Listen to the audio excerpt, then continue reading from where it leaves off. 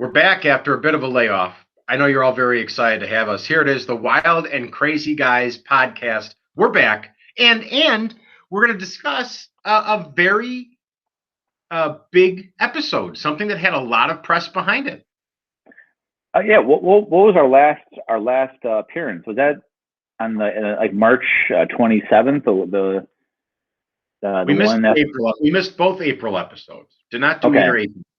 Okay, yeah. So we did do them, but our editor botched the recording, and so they got lost forever. We don't much like Frank Sinatra. We only do one take. But our Patreon subscribers got some good content. But make sure you sign up for our Patreon subscription there, down in the show notes. Yeah, absolutely. Well, this week we had Elon Musk and Miley Cyrus, who that's two pretty big names. Yeah, no. When this name dropped, I mean, usually we thought they drop them in a cluster of three, as they've been doing lately. But this one came very early on in the process, I would say, and I don't know if there's ever been a buzz around a host's announcement like this. I mean, there's been some hosts that have been, there's been excitement to it. Obviously, Eddie Murphy and Dave Chappelle, but I don't think any time I've seen the immediate reaction of, "Oh my gosh, this guy's hosting," for better and for worse. But I was very surprised by the quick reaction to this announcement. And truthfully, I don't know. Prior to this weekend, and really after this weekend, I don't know too much about Elon Musk. I know obviously he's a very wealthy man, Tesla, space travel, cyber coinage, but cyber. But that's it. But as far as the man himself, it's crypto. It's crypto, not cyber. Okay, it's crypto, not cyber. Dogecoin. I think you're gonna have the same question that Colin Jost and Michael Che had about Dogecoin. But we'll get to that point later. Yeah, no idea. Now, as you bring that up, this is probably a good time as any, as the trivia question brought to you by SimpliSafe. For your home security needs, go to SimpliSafe. Use comment code Wild and Crazy for no discount. So, as you mentioned, Elon Musk is a wealthy man. In fact, he, by some calculations, the wealthiest person alive as of right now. Now, Elon Musk, therefore, he's a billionaire. And I did some research on this, and to my knowledge, I think we've had 5 billionaires host SNL. Elon Musk being one of them, and 4 others have been billionaires. Now, I'm going to get out of the way right now. President Trump hosted a couple times, and by some calculations, he's a billionaire. Though some say that could be misleading because his companies are private, but we're not going to dissect that. That's our other podcast of Net Worth Today. But to my calculations, 4 others billionaires have hosted. Now, they weren't billionaires when they hosted, but they've become billionaires after the fact. So the small club of SNL hosts who can also claim to be billionaires. Wow. And they were not billionaires when they hosted. To my knowledge, no. Now, there's a possibility that that one of them was, but based off my figuring, I don't think they were. Oprah? Oprah is one of them. That is correct. Oprah is one of them. That is correct. Oprah's a good pick. Now, I don't know if Bill Gates or Steve Jobs ever hosted. They have not. Okay. Bill Gates has certainly been lampooned or parodied. I'm sure Steve Jobs has been too, but no, neither of them have been a host. Okay. Now, as our custom, I'm more than happy give me some time. I'll keep thinking in the background. But Oprah was the first. Obviously, President Trump was the first one that came to mind, but then Oprah. So give me a little time on this. Yeah, we'll do. So let's just dive into any of the Kardashians? Are any of the Kardashians billionaires? I think the younger daughters. I think Kim may have just become that, but has Kim hosted? I don't know which Kardashians have hosted and which have not. They've not been a host. They've not hosted the show. They've been on the show or they've been parodied, but they've never actually hosted the show. So that one is not part of the answers block there. So let's dive in though to the show here. Now the cold open we go straight into Miley Cyrus singing a song about moms. And we've seen this before in which the cast members have their moms on. But to my knowledge, we've never seen all of them done this way. Is that correct? Or do you remember better than I have? Yeah, I was trying to recall because there's always a mom thing and a mom sketch. I think a lot of times they're like out on the main stage there where Miley was. I don't recall it being done this way in the past, but I kind of liked it. It was great. It was fun. It was good. I mean, it was a fun thing for all of them. And I'm pretty sure they all had their mom out there, and so that means they all have their moms alive and with them, which is a great thing. A moment that stood out to me was Cecily got choked up. Now I don't know if that was a contrived thing, but I think it was genuine when she couldn't finish the joke. I was wondering. I was curious myself. I thought it was contrived, but maybe not. Because the way that Heidi came right in and picked up the joke, because Heidi didn't get a joke, so I don't know if that was all part of the whole shtick or bit. But Cecily played it off pretty well either way. I enjoyed Colin Jost's mom mentioning that Michael Che gave her some jokes to read that she hadn't seen before. Now she didn't do it, but yeah, she didn't do it. But I thought that was a fun. I had a LOL for that. How about Michael Bloomberg?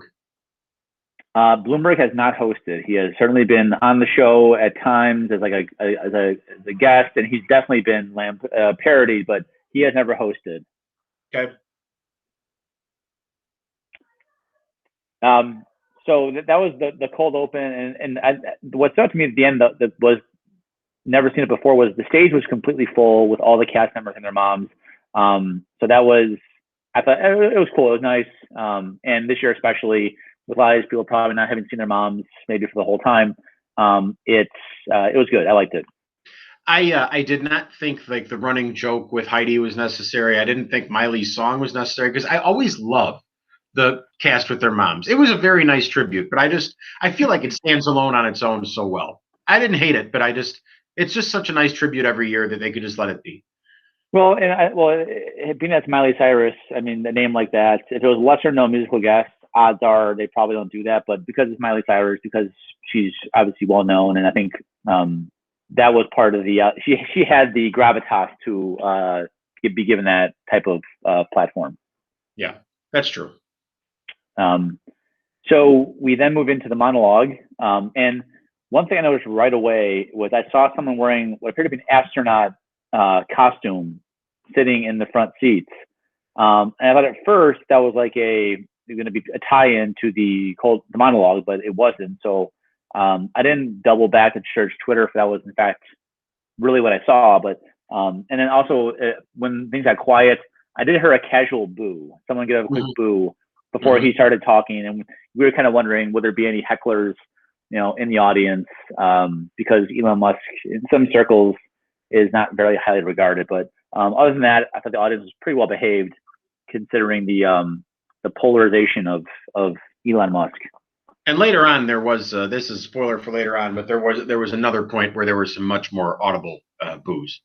True, yeah. And that was tied into more of a joke or a line, and so that kind of like made some sense. But yeah, I definitely noticed that too. Now, perhaps the biggest moments. I mean, first of all, Elon Musk is obviously very eccentric. He's kind of known as being a very smart guy, but he was very awkward in his delivery, and I never heard him talk this much before. So I was kind of caught off guard by that. He's not a great speaker, and he just kind of seemed off. Now, he does also reveal that he has Asperger's, which was kind of a surprise to some people, I guess. Not saying that is what caused his awkwardness or the way he talks, but that was kind of a big bombshell, I guess, from this monologue. And I thought very pessimistically, I know that he's not known for his comedy, and I know that he's not known for his ability to speak in public. I didn't know if he chose that time to make that announcement as almost like I don't want to say like a safety net so that people would not completely lambast his acting or his speaking. I mean, I'm glad that he came out, and I'm glad that a lot of people have found some encouragement from that if that's something that they're dealing with. But the timing seemed odd because he has a very, very, very large platform. He can announce that anytime he'd like. Right. Yeah, that is very true. And And some people point out on Twitter the next day that Dan Aykroyd actually does have Asperger's. Dan Aykroyd has been a cast member and hosted. So for what it's worth, I don't really care about the whole notion of the Elon Musk make this false claim. I don't really care, but people were pointing out that Dan Aykroyd does have Asperger's, and obviously he was a cast member, the first cast, and hosted back in 2003. But to me, that didn't really, I didn't really get bothered by that. Was Hugh Hefner a billionaire? That's a great question. That was not part of my research. So I think that that's something that I'll look up. And apparently he is not. Now I think like at one time he was close to that, as I'm seeing doing quick research. But I think for the most part, Playboy was a fairly economically struggling franchise until towards the end, and the brand itself is not worth that much. But it appears as if not. It appears as if Hugh Hefner maxed out around 250 million, which is not too shabby, but not a billionaire. Not in the billionaire, right? Now, real quick note, and this is maybe for you and I, but Elon Musk did make a OJ joke, which OJ Simpson jokes for us is just part of our SNL heritage, growing up in the mid 90s when that was just kind of low hanging fruit. So, you know, it is what it is. Oh.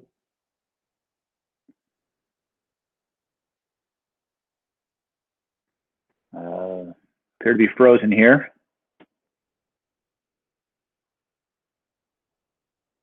Ground control to Major Tom.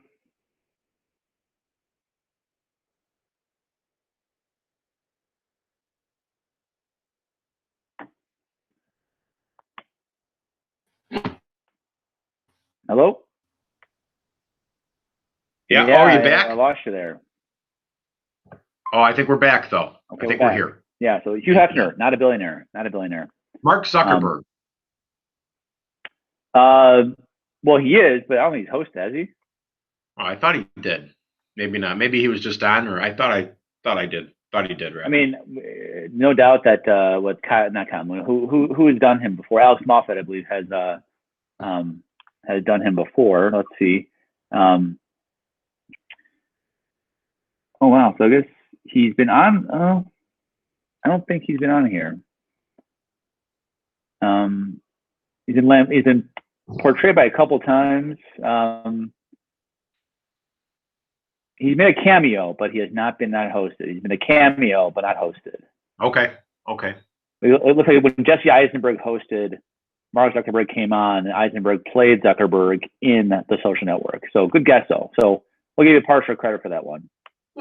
Okay. I'll take it. So then on to the show. We got the first sketch was a Gen Z hospital.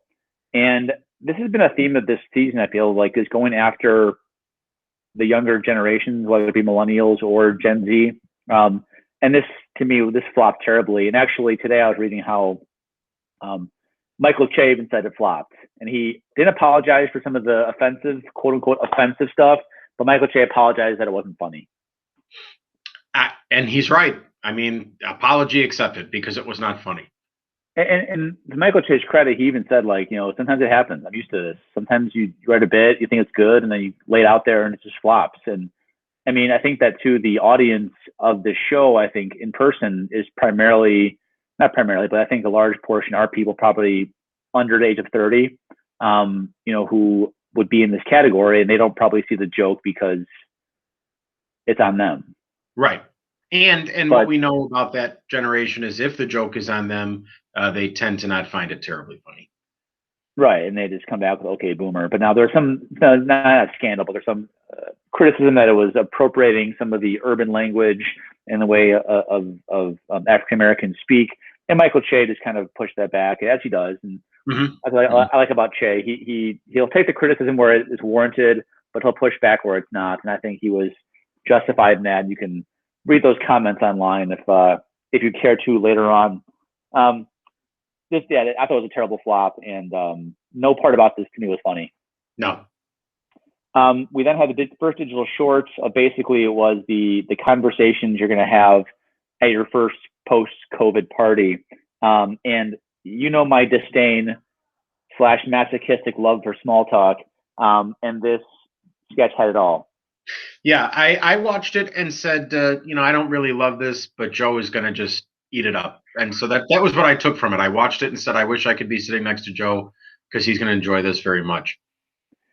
Yeah, I mean, some of the bits were just very funny and cliche, and like some of the very predictable conversations about, oh, what vaccine did you have? And then inner monologue of being like, my goal in life is to never see you again. I felt seen. And now what I will say is that it started a trend of 2 sketches in a row with flirting with your cousin jokes, and I don't know where those came from. I don't get it. Are people flirting with their cousins and I don't know about it? Is this a thing? Yeah. Well, it might be a thing. I wouldn't know either. Because it happened in the next sketch too. Yeah, I mean, I don't know if it's a thing of like, is it about not knowing who your family? I don't know. I'm not going to pretend to project here because I kind of got it with the vaccine piece because you haven't seen people in a while. You forgot who's your family, who's not. But like as being a running joke, I don't quite know. No idea. So we then have come back for Uli, which basically was like a rainbow themed version of Sprockets. I don't know what this was. I don't know what the purpose of it was. I just hope we don't see it again. Well, 2 things. One, I have no idea what the purpose was, and 2, you and I were talking yesterday. We're going to see it again. We're not done with Uli. I'm not happy about that, but we're not done with Uli. Everything about it seemed clumsy. It seemed forced. It seemed like it could have been written by anyone, really. And that's not true. It's not appropriate. But like it's how I felt. Well, when one of your bigger laughs is Bjork, who, to your point, the audience being under 30, they don't know who Bjork is. Bjork hasn't been relevant in 20 years. How is this a sketch today? It would have been good as Sprockets in 1995 or 2000, but not now. Wasn't there a Bjork? Bjork had a couple appearances back in the 90s, I believe. Maybe it was on like, oh yeah, remember the 80s or something like that with Goat Boy or something. I remember Bjork making an appearance. Yes. At some point in time. So yeah, but yeah, I was very confused by all of this. Did not know the point of it. They're trying to give Chloe Fineman more reps. I don't really know, but it was very, very, very confusing. And I hope we don't see it again, but you're right, we probably will. We'll see Uli. We'll see Uli. Yeah. So it appears that Bjork was impersonated 6 times from 1997 through 2012.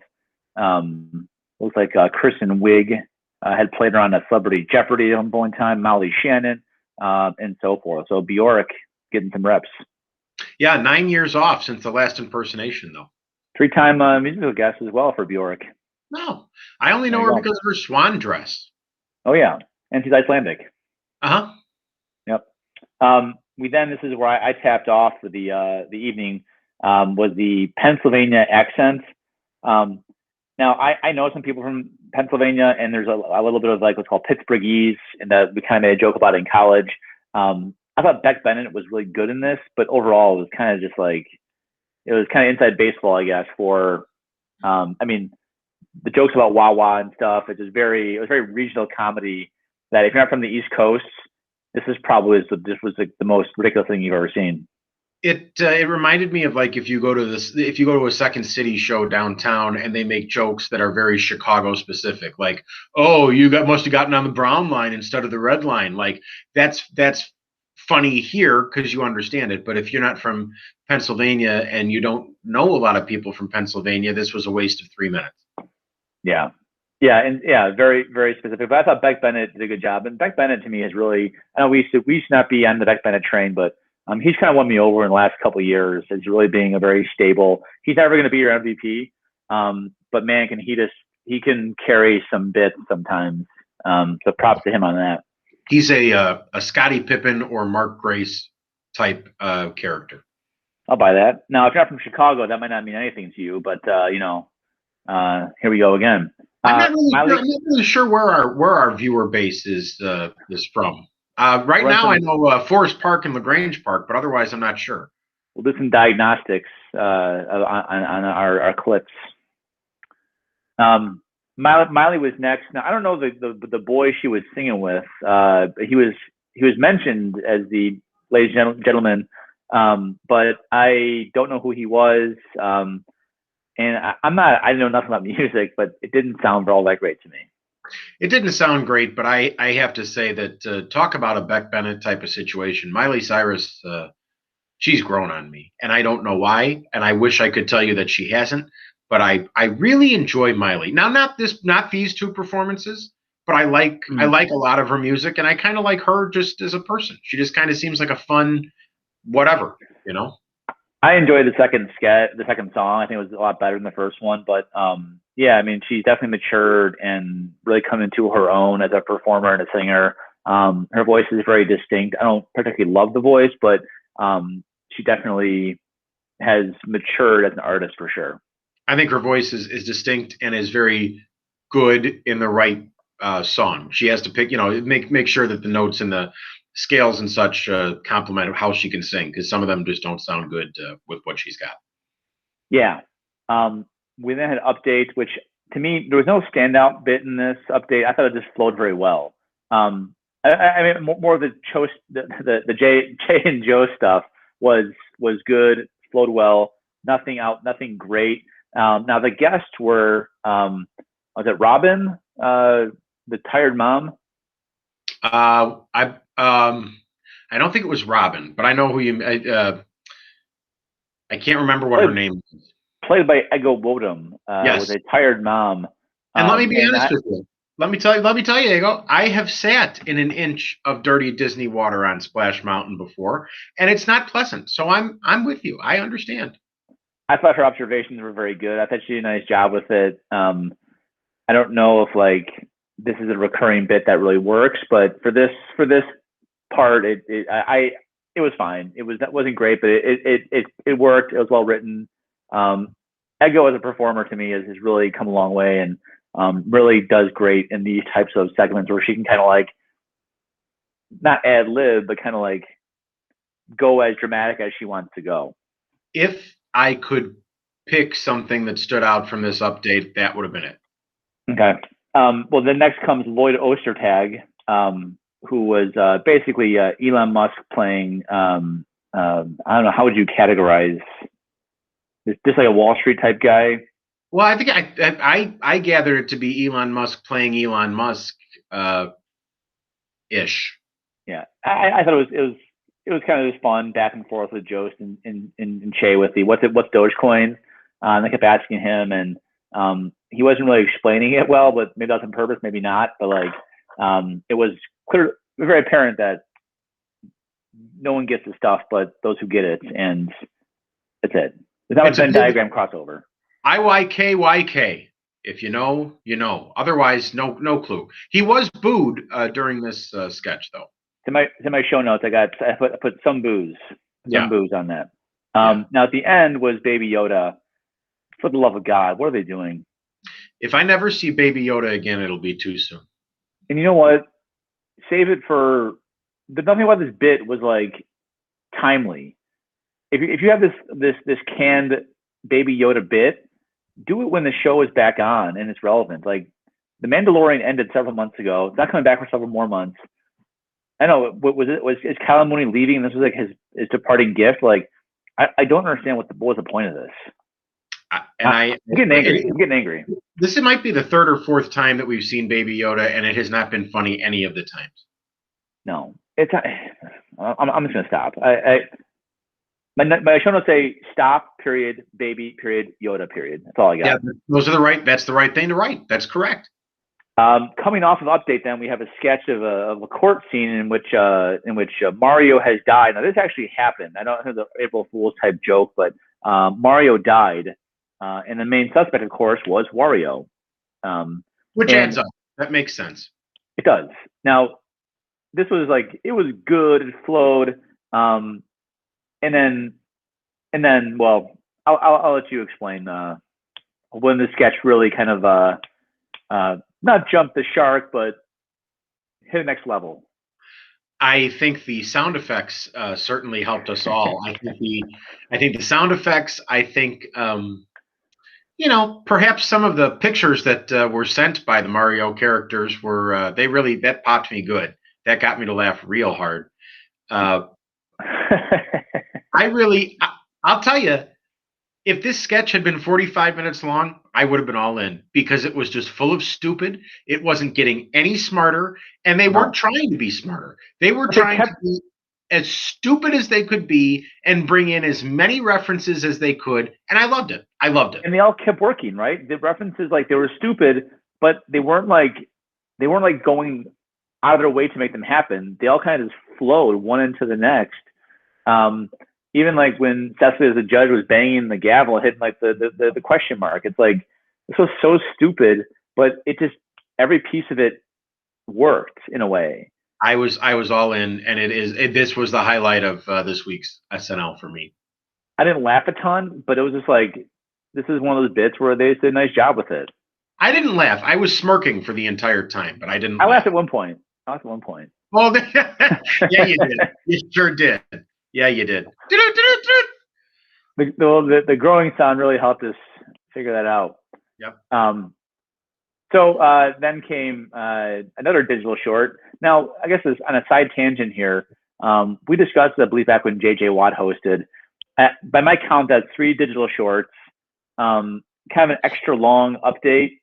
I mean, it seemed like they were obviously they were not very confident giving Elon Musk too much rope on his sketches.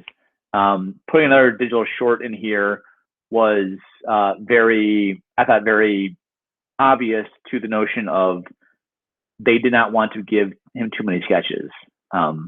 Is that assessment correct? I respect, of course, how hard the writers worked to kind of work around him. But I think the bigger question is, if you have to write a show around somebody, why did you invite them to host to begin with?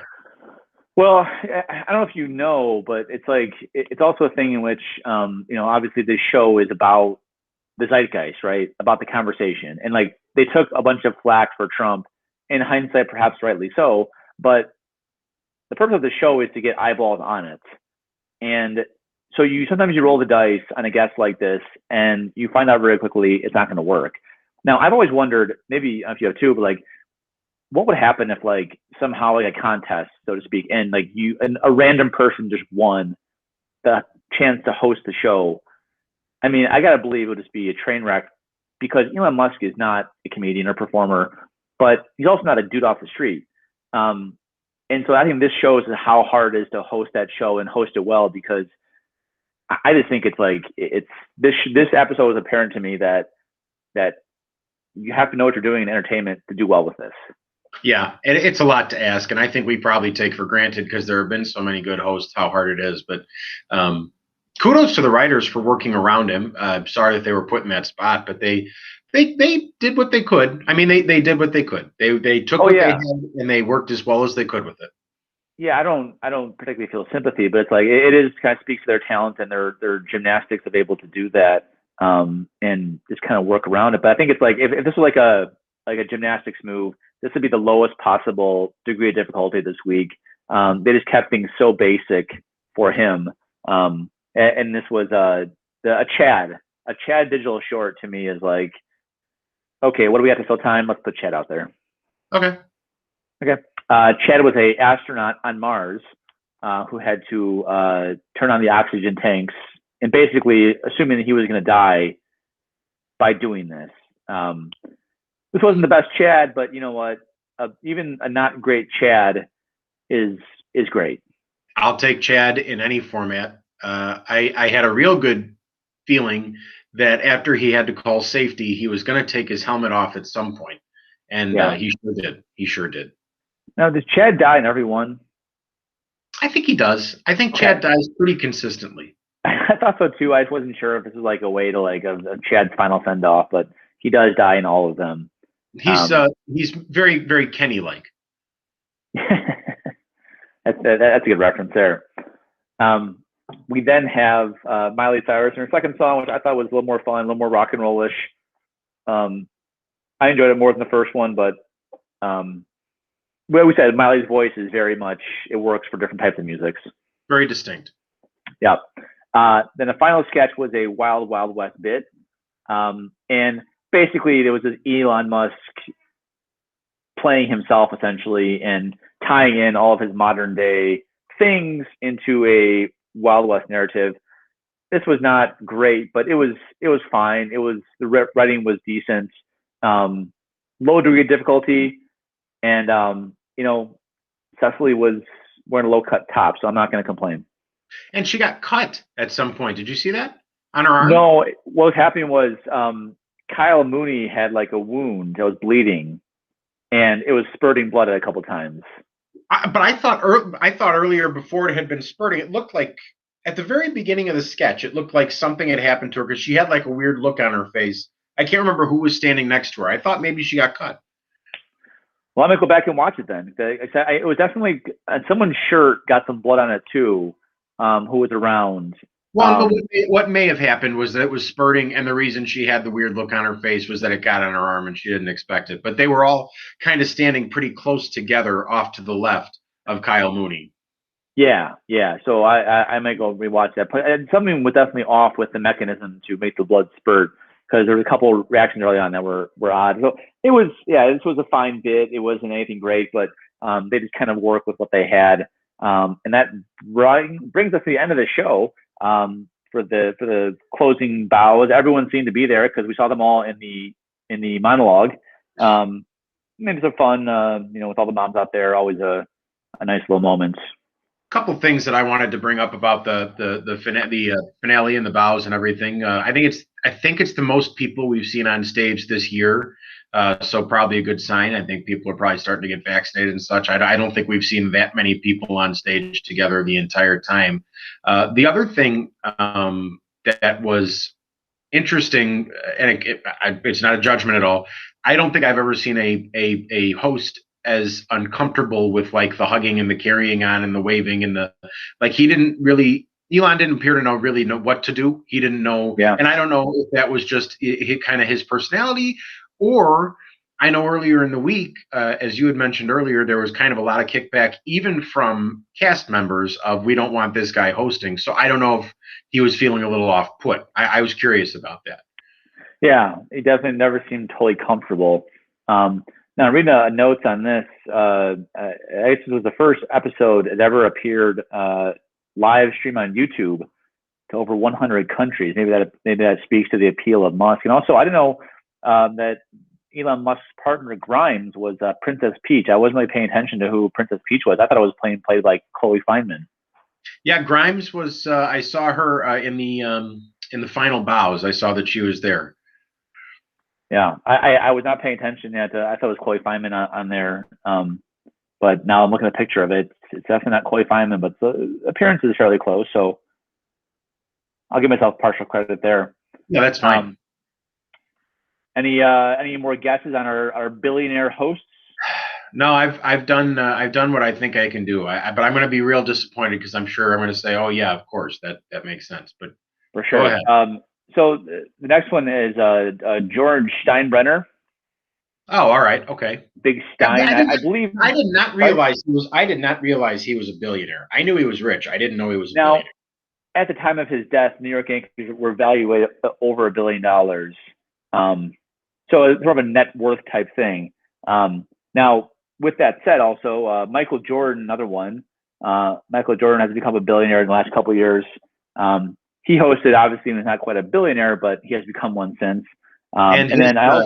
His Stuart Smalley sketch will always go down as one of my favorites. Exactly. That's the reason why I knew he had hosted. Now, I thought that Paul McCartney is part of this club, but Paul McCartney has never hosted. He's been a musical guest several times, but never hosted. The final one is kind of not quite there yet, maybe, but Jerry Seinfeld is, according to some, worth about $950 million. So I gotta believe he's close enough to $1 billion. Jerry Seinfeld, a billionaire. I know all these people are worth some. Michael Jordan crossed my mind, and I just didn't think he was worth $1 billion, mainly because he's gambled away so much. But It's interesting. His ownership stake in the Charlotte Hornets is what does it for him. It's he doesn't have that kind of cash that's sitting around. It's all tied into net worth, partially because of the ownership of the sports team. Mm-hmm.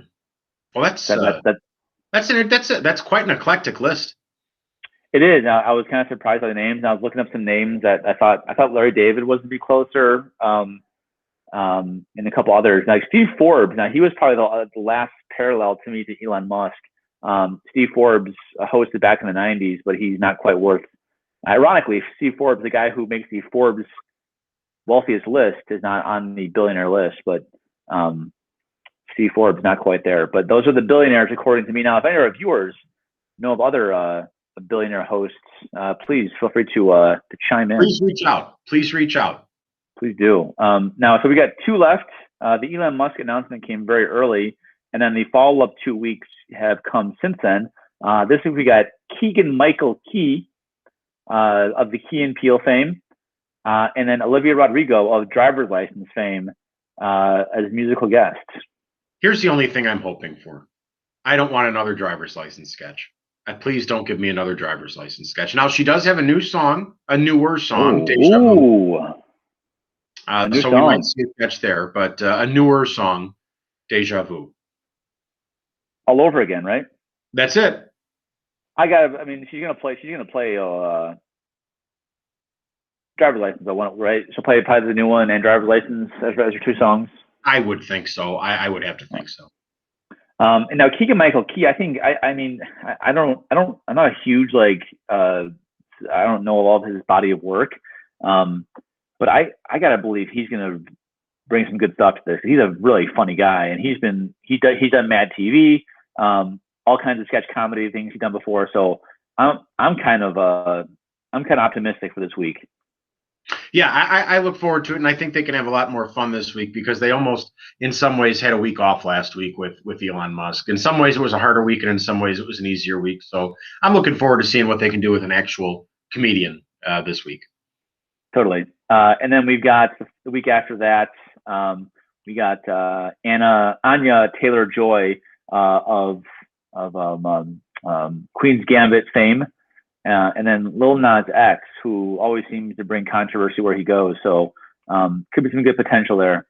Lil Nas X, we got to keep our eyes on him. Got to keep our eyes on Lil Nas X.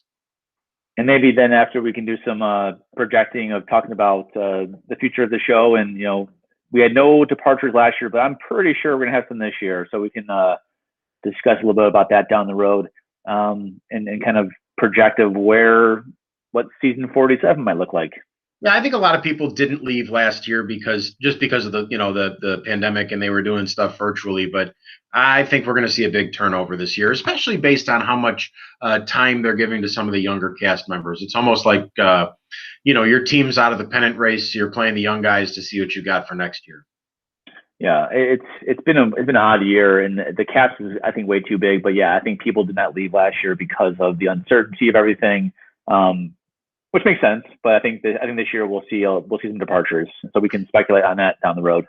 Keenan's show was indeed picked up for a second season. I hope that I hope that doesn't mean anything. Well, he said a number of times he can do both. He likes doing both, and he's going to do SNL as long as he can. And I think that with his in with Lorne Michaels, NBC is going to give him a lot of leeway to make this show work. I would think. He learned how to do reaction shots from his mom. Yeah, she's great. Yeah. Well, I think that's there it is. That's it. Yep. G.E. Smith. That's everybody. Joseph, it's been great to be back. It's been great to be back. The weather's getting nice. SNL's back for a few more weeks, and then we have summer break, which is always fun. Well, we will see you again next week for Keegan-Michael Peele and Olivia Rodrigo. Say good night, Joseph. Good night, Joseph. Love you, Mom.